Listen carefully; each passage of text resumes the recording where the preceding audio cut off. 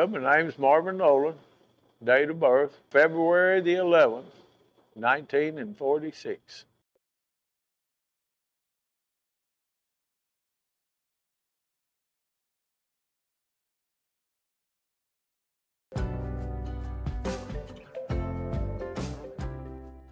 You know, we always like pets, so we went out and caught us 2 groundhogs, and so we had 2 pets.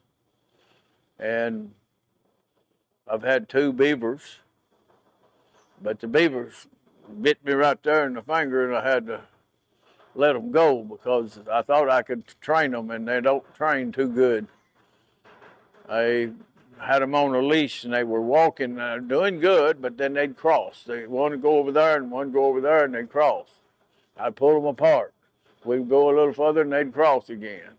And about the 3rd time, well, I said, I'll break that. And so I just reached down and grabbed one, and I slapped him right on the head real hard. And then I drew back, and I slapped him one more time, and then my hand wouldn't come back because he was hung on my thumb. And that broke me.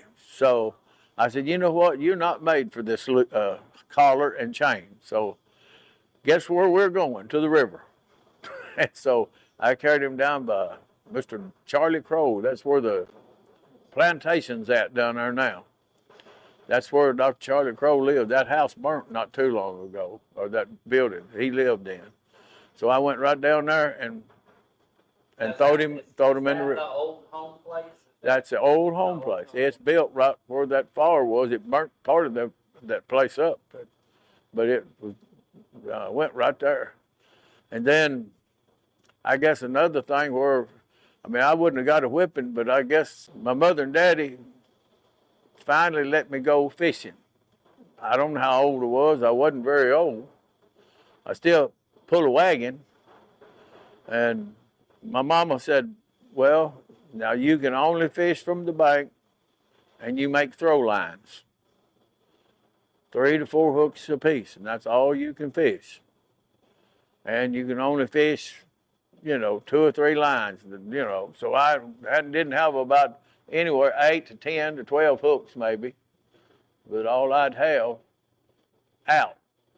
And I'd get my bait, bait them. What did I use for bait? The old peppermint worms that was on the river bank, and you don't find them anymore. They were great, big, long peppermint worms, and it smelled just like peppermint. And that's where I get my bait at. And every once in a while, I could catch some of them. Daddy would be gone to work, and we'd go down and get some mussels out of some of the shells that he had for bait. And we'd bait then. Of course, he wouldn't let us have them, but we'd sneak in and get some of them. And so I was doing pretty good. I had, I think it was 20 hooks, 15 or 20 hooks on all the lines that I had. And I run into a real problem. I went down and put them out, and I said, well, you know what? I believe they're going to hit today, because I run 2 of them, and I had a fish on just about every hook.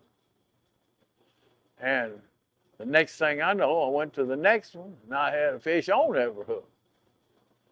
And come to find out, when I got ready to go, I was having so much fun catching them and getting them in and putting them in my little wagon that I got to look at it, and I said, man, I've got several dollars worth of fish here. And I said, there's 1, 2, 3, there's $1.09, and I went on up to it, and I said, wait a minute, I can't go in there. I said, I got more fish than I got hooks. So that scared me, because see, I wasn't supposed to have but so many hooks is all I could fish. And I way had more fish than that. I was catching 2 fish on 1 hook. And so I had several pounds of fish, about all that little wagon. It was a bunch for me at that time. And so that's when my mother and daddy found out that I was fishing more than what she wanted me to fish. So that's when they told me the game warden was going to catch me and all that. And of course, I'd already started making me a fiddler basket, which was illegal, made out of wire. And I'd get cottonseed cake from down there from Mr. Well, some of them come from old man George Watson, and get some, and I'd make my fiddler baskets with, and I would have to walk down. I'd pack them or haul them in the wagon or whatever down by Dr. Charlie's. Had a path all the way down to the river. I pulled them things all the way down there, and that's when I didn't have a boat, and I was throwing them out from the bank. But I wasn't catching too good because they just wasn't getting out further enough. And one of those days, I guess I'd fish like that for a month or so. And then we got a rain, and the water come up the Cumberland River, of course, and the locks was still there in action. So, and I was above the locks about halfway between where the locks was and where the bridge is. And I looked up the river, and I said, yonder comes a boat. And it was floating, just coming down the rivers. And it broke loose. The water got up, and it broke loose. And I said, man, that's my dream coming right yonder. And I knew I had to swim out there and get that boat and get it back to the bank before it got to the dam where it was going over the dam. And so, and I did. I swam out there, got in that boat, and there was an old board laying down in the bottom of it. It wasn't no paddle, it was just a board. And I got up on the head of the boat, and I was giving it that number there, and it pulled me all the way back. But the old boat was full of water because it was made out of poplar wood, or I guess it was poplar. They'd had put cotton twine in it and tar for make it hold the water out. But that was all about wore out. But I pulled it to the bank. The water was high, and I tied it up right to the tree. And then when the water went down, it's left hanging just like I wanted it to hang. And so I put cotton string in it and tarred it, and took a putty knife and pushed it down into the cracks on the boat. And that was my boat that I got. So it was one floating down the river, and I really got big in fishing then because Mom and Daddy said, well, you ain't gonna stop him, he might as well to go ahead. And so Bo French was the game warden. He was just got here, and I was scared to death of him, and I was fishing illegal baskets. And I knew that if I could get down there and get them out, I'd try to run them and be able to get the fish out of them and get it back to the house and never get caught. So I went down my doctor's, and I was packing the basket on my back. It's a big old long basket. It's about, I'd say, close to 5 to 6 foot long. And I'd pack it on my back. It was real light, just a big wire about 3 foot diameter with a big funnel. And because it's built just like what Daddy and them built, because he fished illegal too. So, and so I was going down, and I had my bait in there. And of course, I didn't have a truck to drive, didn't have a license. So that path is my way in and out. And so when I got down there at the river, I was looking, and I said, well, that's a good place for me to go.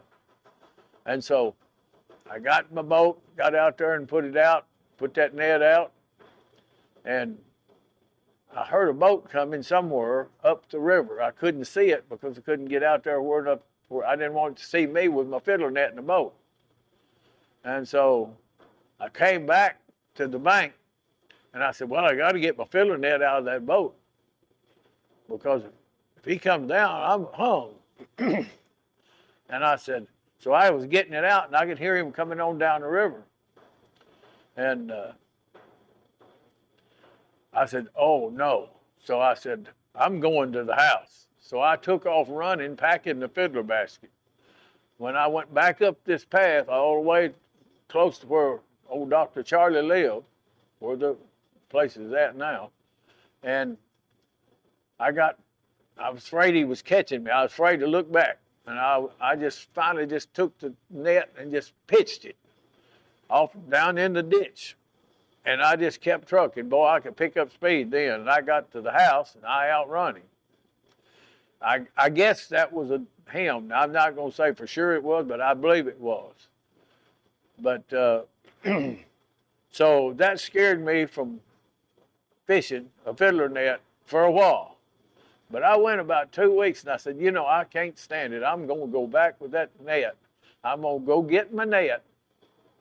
And I said, I'm going to go back down there. Well, I went back down there and looked, there was my net, and a possum was in it. He went in there and ate the cottonseed cake. And then he couldn't get out, and all of his toes was wore off where he's trying to dig through the wire, and there wasn't no place for him to get out. And so that's what I went through before I could ever get it out. And then when I got it out, well, I went ahead and meanwhile, Bo French never did know who it was, but he knew somebody was fishing down there because he had seen a sign where I'd been going up the bank with it. And he said, I know from where he's worked, it's a wire basket, is what it is, but I don't know where it's at. And so my Uncle Ryman lived up where the surrender house is at Dover, behind CEMC there.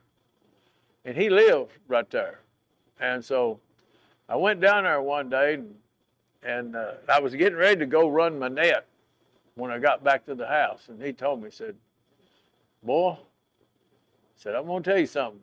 Bo French been sitting right over yonder in a boat, the other side of the bridge, looking right down there where you get your old boat at down there. And now, if you've got something out that you don't need to be fishing, you better watch out.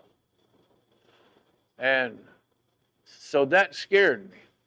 And I thought, well, of course, he had field glasses. I don't know why I didn't think, hey, he probably got field glasses, but I didn't have none, so I didn't figure he did either. But anyway, he seen me with the net. And man, I took off, and his little motor was buzzing down there to catch me. And son, you talking about moving, I moved. But I was in front of him enough that he never did know who it was. He never did know it was me. And again, I throwed that net in that hole, and then I could really pick up speed, but I never did go back to look for the net or go back with that fiddler net again. I said, it's not worth fishing them fiddler nets when you ain't got no way to get out there and get back without out the game warden sitting up at the bridge pier watching you. And so that's part of my fishing career. How old was you when you had the... Oh, gosh. I seemed like I was 8, maybe 7. Anybody else wouldn't have been able to go to the river. But I was going to the river before my mother ever knew it because I was making the throw lines. And then I come in with more fish than I had hooks, or I had more fish than I had hooks. And she knew then. She said, what are you fishing? I said, there's throw lines. Well, how many are you fishing? Well, I'd get some hooks from her and hooks from Daddy and all them, and I'd come up with my lines. And I had throw lines all up and down that riverbank. And I could catch way more than I could make dressing fish for them, all the fishermen that come in and brought fish to us. We had about 15 fishermen that fished for us. And then we dressed all of them and sold them to Spring Grill. That was Harm and Maudrey Wallace's store. They sold fish there, and we kept them on fish. What could you get a pound for selling fish? It was 40 cents a pound dressed when I was probably that age, but it wasn't long till it went up to like 50 cents and 55 cents a pound. Is what I remember when I remember the most about it. When I worked dressing the fish, and because we'd dress out, we'd end up with 3 or 4 tubs of guts. Like I said earlier, what I'd feed the hogs, because we'd feed the fish to the hogs, and then we'd sell the hogs to the market. But I bet they taste like fish. Did you live in Fox Hollow at the time you were throwing fiddler nets and all this, or was No, this I was in Dover. I had came to Dover. We'd moved out of there. I don't know for sure when it was. All I can remember about Fox Holler was when I was big enough to really go to work. I was probably getting ready to start school, or maybe starting school, 6, 7, 8-year-old maybe, because we cleared ground, and I wasn't able to do near as much as Rudy could do, so I'd have to do all the pulling of the cable, and sometimes I'd get back under where I could get into. Rudy would send me the cable or through there, and I'd drag it on back to the tree. And he would always tell me, hook it higher, that way it'd take it harder to pull out. If we break 3 cold shuts, we got to come home, because that's all Daddy would carry, 3 cold shuts. And he'd wake us up at midnight, and we'd pull bushes until about 1 o'clock in the morning, something like that. And then he'd quit, go home, rest, and then go to work that evening and get off again at midnight. And so that's when I run into the episode with the Jeep, and me and Rudy was always getting in trouble. But yeah, I had several rounds with him. I know you were really young when you lived in Fox Hollow, but is there any other memories you can think of as a kid? Most of my life, I was probably living in Dover, going there to the farm. We went back and forth to the farm all the time. Daddy had bought a place in Dover because he could sell fish to the town of Dover, and he sold us. And so the closer, I guess, that we got to them, of course, they drug us kids wherever they wanted to go anyway. So he was ready to move out, and him and Mr. Ray Nelson and Mr. Porter Herndon went together and drilled a well so that we could get water down to our house. In front of Fort Donelson today, National Cemetery, that road goes right through the middle of our house from the back to the front. The front door was if you stand in the middle of the road that's there today at the big elm tree to the right, and you look straight in front of you, you will be directly on the, might say, the yellow line of Fort Donelson. That's where our house was. And the only way to Fort Donelson is you came in from the old cafe, took a right, and went to Fort Donelson. If you went the first right, went to Dr. Henry Crow. That's the road I walked down to do all my fishing. And I went from there to the river.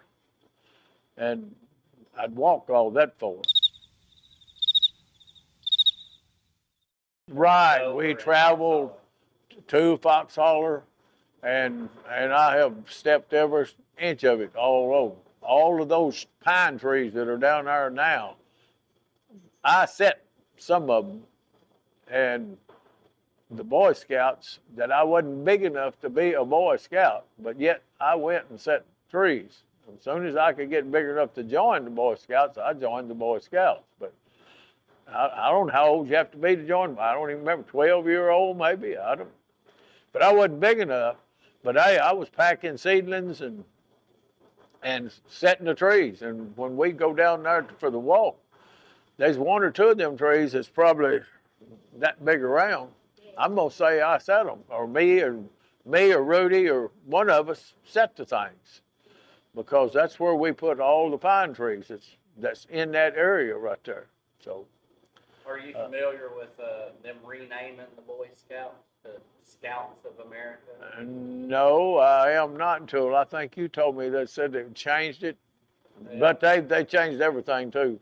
Yeah, it ain't what it used to be.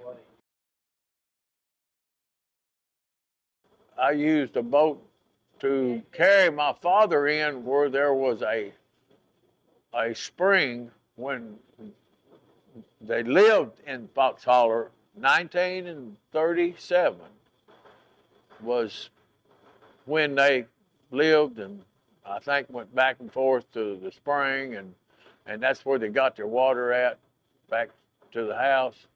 And that was the year of the rise or the flood.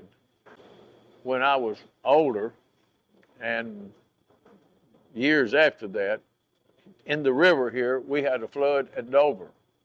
And I had my own boat. I was grown, even married then. So they asked me, wonder what was the highest water ever got.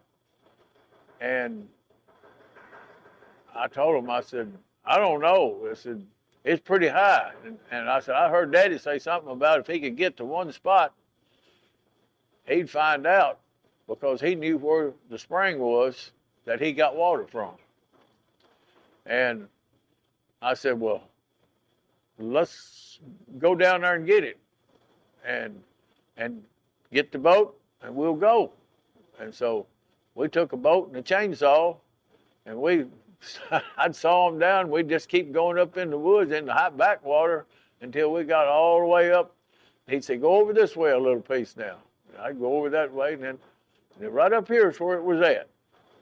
And that is in part of that where we make our loop going around. There's one place there where we trailer drug going across. Now, it was right in that area somewhere where that spring was putting water out, because it still runs. I think maybe it may be underground now, but there's water always stands in the thing. But that was when, in 1937, and when we looked at it, best I can remember, Daddy said, you know what? Said, I don't believe it like it was about 2 inches, being as high as it was in 1937. About that far, he said. He just stuck his finger out. I said, well, I said, I had never seen it as high as I seen it just then, down there. So, of course, but that's how I found out where the spring was and go into there now.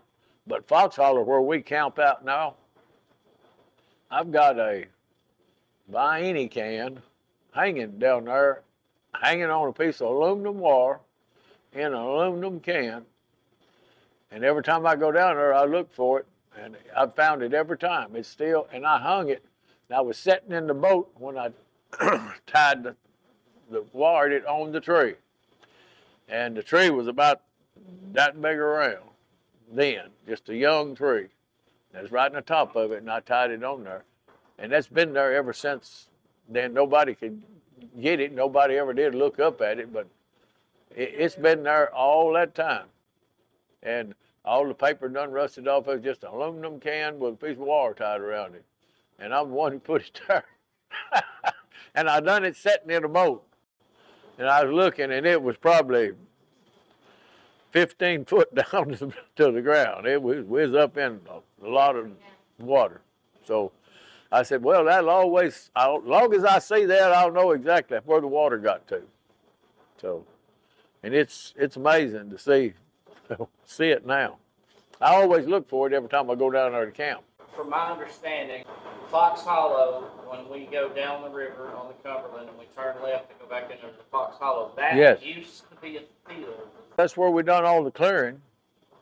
And is that where you took the trees up? That's where we took the trees out, put the cable in the ground, and we cleared a great big. All of that. All of that. All where the water is, that used to be trees. Trees, honeysuckles, copperheads. There was everything there. And we would start in there of a morning when he gets off at 12, and he'd wake us up.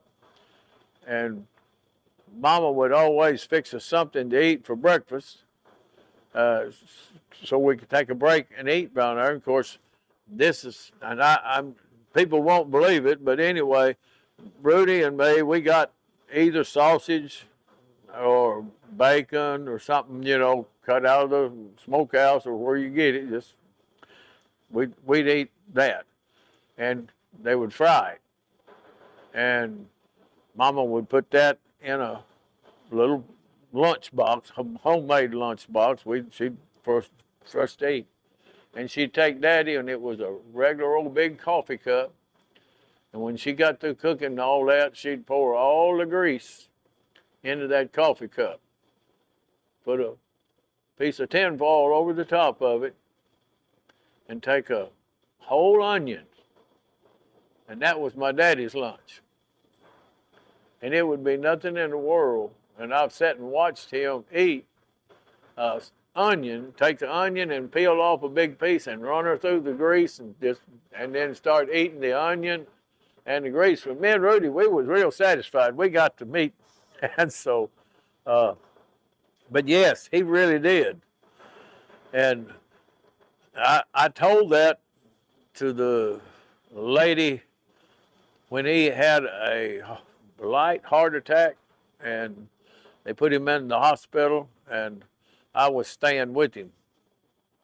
And I was, like I said, Daddy was up in age, I'd say probably about my age or something, when he probably had the first heart attack. And they put him in the hospital, and he went to St. Thomas Heart. That's the hospital that we was at. I don't know where it was. That was the name of it there then. And he was in the hospital, and they brought him breakfast.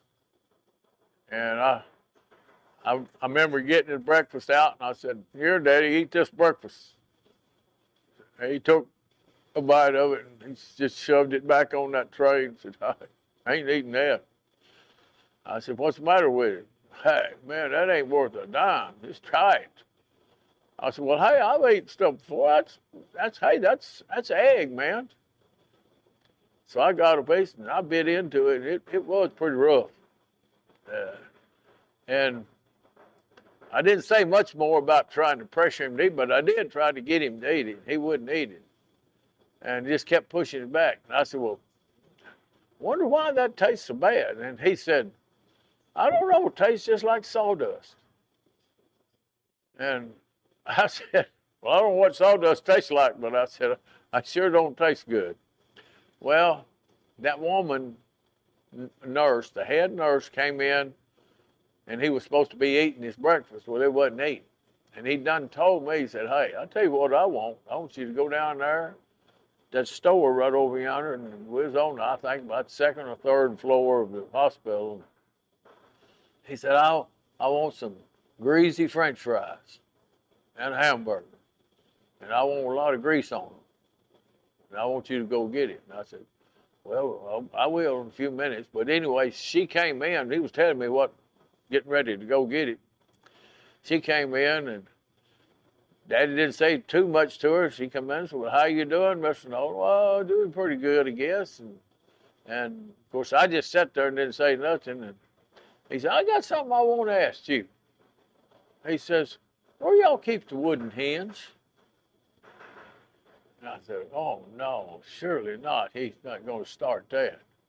And she says, "Wooden hens? What are you talking about, Mr. Nolan?" "Well, I figure you got wooden hens, because I'll tell you what, them eggs taste just like sawdust." And she looked over there and pulled a little cover off of his thing. "Mr. Nolan, you have had a heart attack, and you've got to eat right. Now, what's wrong with these?" He says, "I told you they taste like sawdust." And he said, "There ain't a bit of grease on them, not a bit." And she said, "Well, Mr. Nolan, you're in a heart hospital." Well, he said, "I don't give a care where I'm at." I said, "I tell you what, that's just terrible. That's terrible food." And she said, "Well, you sure do need to eat that." He said, "Well, I'm not." And she started telling her about how important it was. And she said, "Now, I'll tell you why this needs to be done, why you need to eat this." And he looked up at her and said, she was a young girl. She said, "I tell you what, when you get as old as I am, you can tell me. And until then, we're going to just wait and see." She said, "I done told that boy," that's me, "done told you that boy right there, I done told him to go over there and get me some French fries and a hamburger and make sure they poured the grease on the French fries. And she said, "You can't do that." And she looked over at me and said, "Are you going to go get that?" I said, "Yes. If my daddy tells me to go get it, I'm going to go get it. We're going to have, I guess, greasy French fries because I'm going to go get it. I learned right quick to do what my daddy says do." I went and got it, and we ate it. And I tried to hide the sack with all this greasy. There was a brown sack, but it had grease coming through the back sides of it. And he was sitting there grinning with grease dripping off his chin. And I was trying to hide the sack so she wouldn't say any more about it. And she did come back in there, but I got it all stuck in the waist can and everything covered over the top of it. We was sitting there, and all he had was a greasy chin. And she knew he got some. So that's how the hospital part goes, but that's how we ate when we was down there. He would eat just grease, just pure white lard. Well, they must have got something wrong because he lived to be 130. That's right, and that's what I have often said after that is I would tell somebody that, well, hey, it sure got him. He died at 103. His heart attack, I was trying to figure it up. I had my heart attack a year ago, the 16th of March. And I believe he had he was mighty close to my age that I am now when I had my heart attack. And I just wonder why it was close. It was somewhere right about my age. I might ask Rudy or David or some rest of them see when he had his heart attack, but I think he was about my age now. He kind of looked just like maybe I looked like. He wasn't all that old, but he was old enough that he told that girl, said, "Hey, when you get as old as I am, I'll listen to you." But he was letting them know to say, "Well, hey, you ain't going to live as long as I do anyway." So, and sure enough, I don't imagine she did.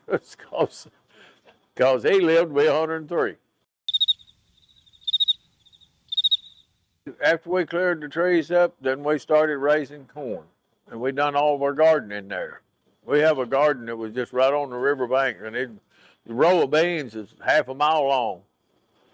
So, and of course, Daddy had a 49 model case tractor, and that's what was parked down there. We had the disc and the plow and the bush hog and all the stuff that could farm with.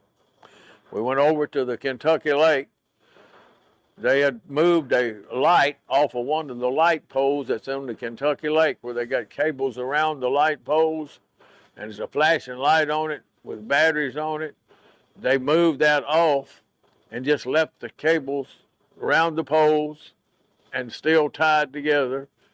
And my daddy and Dumas and me and Rudy went over to Kentucky Lake and took them poles down and tied them to a boat and pulled them in.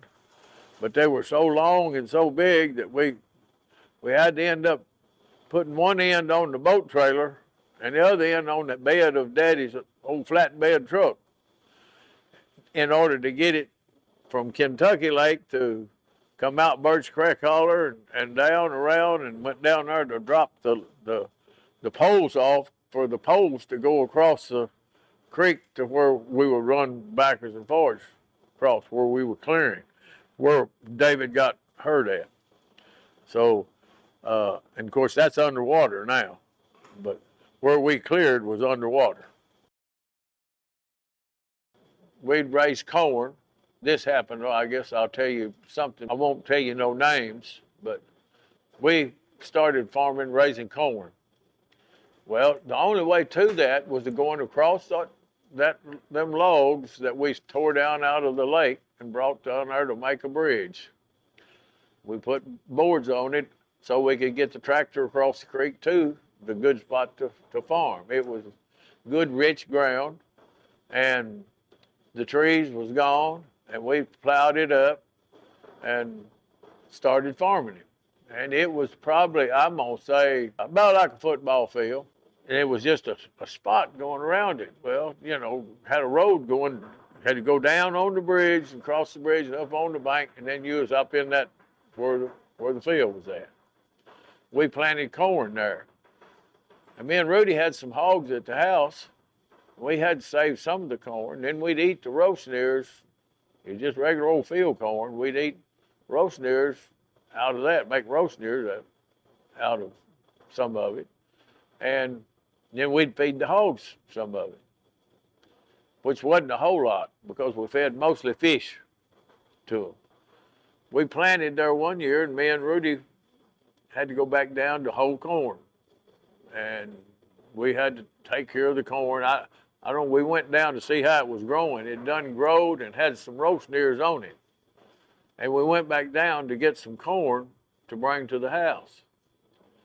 And we rode in the back of the old International truck, and he had cattle sides on it, and we'd just ride down there, and then we'd get out and do whatever he had us to do.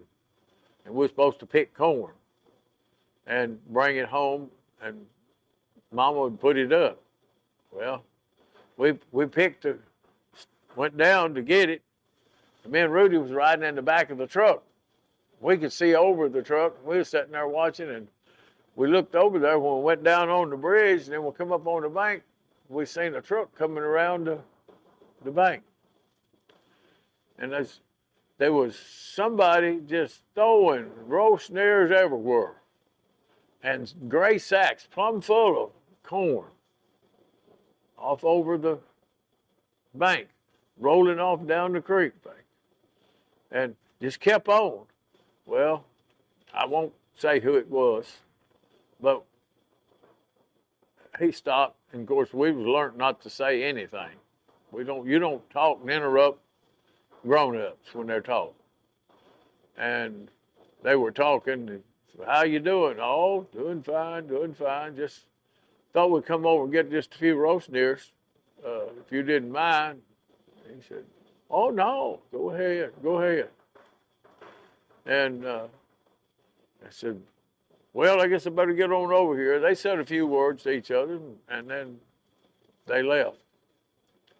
And me and Rudy looked at each other and says, well, hey, they must have been really hungry because they had a whole bunch of roast ears, because I know them. I seen them roll off down the bank, and some of the sack come open, and it was this thing slinging roast ears everywhere. And he reached around there and said, Daddy, did you know that they's throwing something out of the back of that truck right up there? Oh, y'all seeing things. No, you just stop right up yonder. I can show you something. And I said, yes, sir, we can show you a whole bunch. And when he got up there, he says, we stopped right here. Yeah. I said, well, some right over yonder too, because I seen them throwing that out. Got to looking, and there was probably 6 or 7 gray sacks full of roast ears, or what didn't come out as they were rolling down the bank. And he looked at them and didn't never say nothing to us. And I thought, you know what? They just about picked off our corn. And he said, yeah, we're going to have to go over and see how this happened. So, meanwhile, y'all pick all that corn up. Put it in the sack. Put it back in the sack. Okay? Well, we at least won't have to pick none to go to the house anyway. It's already picked. But it's too hard. Every bit of it was too hard. He'd feel of it. He'd say, it's too hard. You can't eat that mess. And so I thought, well, we can feed it to our hogs. That'd be good. And of course, we didn't question him at all. Never did say what he's going to do.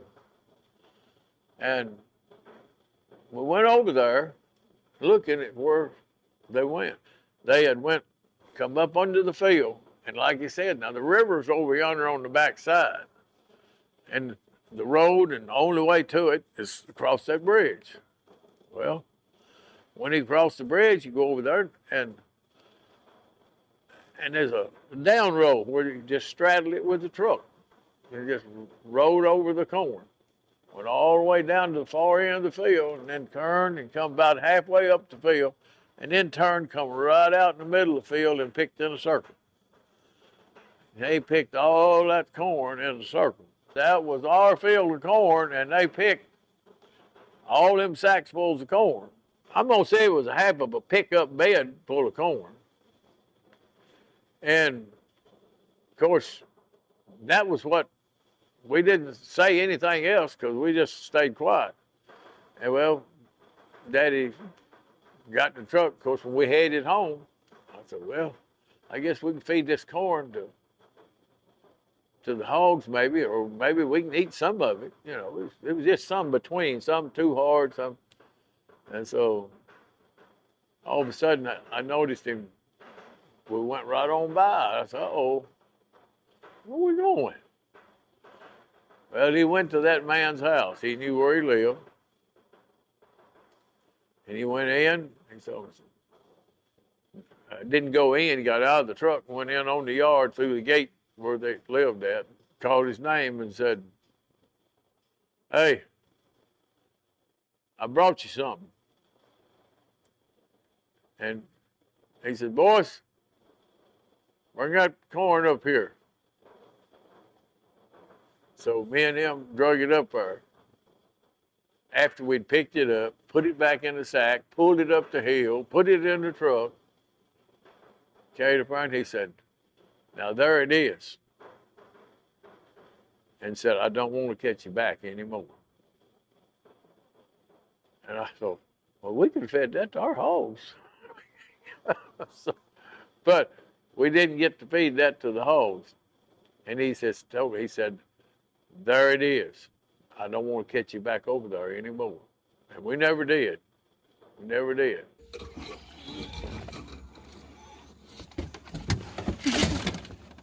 At about the same time that we were farming that, we had peanuts down there. We had a garden, and we had rows of beans and peanuts, you name it. They raised everything we could get. Well, Mama always worked the garden.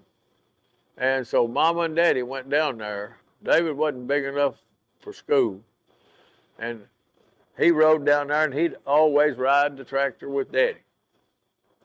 And Daddy had a bush hog on the Case tractor. And the bush hog is right out there in the field right now. The bush hog that he was run over with. Does David kick it every time he walks by it? Yeah, he probably. I told him, I said, hey, and I asked him one day, and I think he told me, he said, yeah, that's the bush hog. That's the very bush hog right there. That it was pretty well new. But he was riding on the fender, and there was a limb. He was going around the edge of the road, coming back around the bank. It's a bushes, kind of just one limb, just hit him and knocked him right off. Well, the Case was a tractor, Case tractor with a suicide clutch on the side of it. Well, Daddy tried to stop it, but when you pull that thing out of gear, if your bush hog is running, it just keeps pushing your tractor. And so that's what it kept doing, pushing the tractor. And it pulled it over him 3 times. And the first time it pulled it over him, it hit him in the center of his back, and it cut one of his lungs out, come out right up here in front. And then the next time it run over him, it hit in the center of his back, cut his hip bone off, and come out right up here. And then the third time that it went on, it just caught one arm, and it split these 2 fingers and this all the way up to the elbow, and these 3 fingers here. And now you imagine they're in a old truck, gravel, 32 mile from Paris, and down there on the rough gravel road, across the rough bridge, you got to get out to get somewhere. You don't have no ambulance to call. Paris was the nearest hospital it could get to. And so they came out, and my mother said she remembered riding, and was holding, and he's still at himself. He knew what was. I guess, I don't know how bad he was hurt. Maybe he hadn't been so bad that it just numbed you all over. I don't know. Shock, probably, because, and she said she was holding, of course, Daddy was driving, and 3 of these fingers was in her apron, and 2 of them was hanging down here on her side, where it just split his arm open. And they got to the hospital. Of course, again, they were more in shock. You know, you got an emergency exit, a room where you go for emergencies, then you got where you go in to visit people. Well, Daddy just drove right up in front where you just go visit people. Well, he got out, and they grabbed David, but he wasn't nothing but just a blood ball. That's all he was. And was packing him, and she with her apron on and trying to get him. And there was where people were waiting and coming to the doctor, you know, that they were going to see sick people. And he come in and was that just, I mean, he was just tore all to pieces. And it shocked the people behind the desk so bad. Said, you can't come in here. You've got to go to the emergency room. You've got to go to the emergency room. And they run them back out. And they had to go around to the emergency room on the backside of the hospital to bring David in. And Dr. Ray, I think, is one of the doctors. He's dead probably now. He said, man, said, hey, he came out and said, there ain't no hope. He said, it's running out of him as fast as we can put it in him. And he said, but we are trying. And of course, Mom and Daddy and all of them was all upset. But he said, when we get a leader, we'd push it all and do this and sew it up, the ones that was really squirting a lot of blood, but they couldn't get enough. And if I'm not mistaken, I may be wrong, but I don't think I am. I think one of the doctors said, you know what, we don't even have this sample, that what blood it is, what type he is. And I think they got some of it off of the top of the truck seat out while they was working on him, just trying to keep him alive. And the doctors finally come out and told him, said, you know what's it? It's a wonder he ain't done dead, but said, we're still sewing, but we're feeding. And said, if he can make it through tonight, I believe it was that night, he said, you might have a chance. Not even a 50-50, but just a chance that he'd live. And he said, meanwhile, I was him, Dr. Ray, and 2 or 3 other doctors sewing on him all the time. They were sewing on him, trying to patch him back up. And they did that, and finally they came out and said, hey, he's stable, but we're not banking on much. It's just too much. And said, but let's see. And it was like probably for a week, expecting him to die any day. And he said, well, one day he come in and said, you know what? He's almost got a 50-50 chance. And it went from there all the way up. So, and then he got okay. And he don't limp. And he ain't short-winded. Do you think all that stubbornness is what helped him? Probably a little. I think his daddy says it's probably a little of that crutcher in him.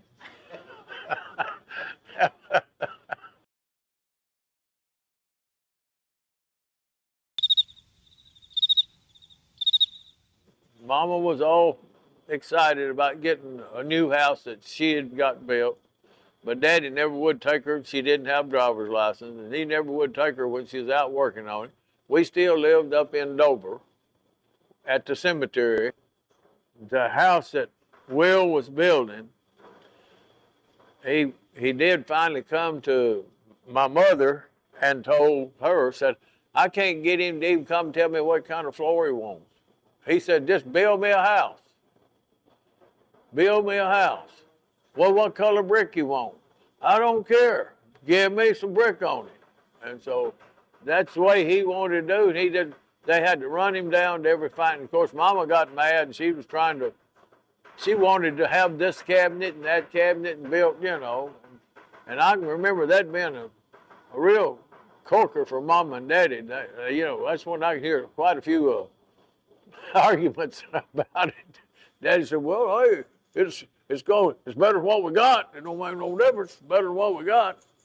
I was almost ready to be a freshman, I believe, when we moved into that house. I've got my picture when I left to go to service, out the front door. And it is the ugliest brick I've ever seen on a house.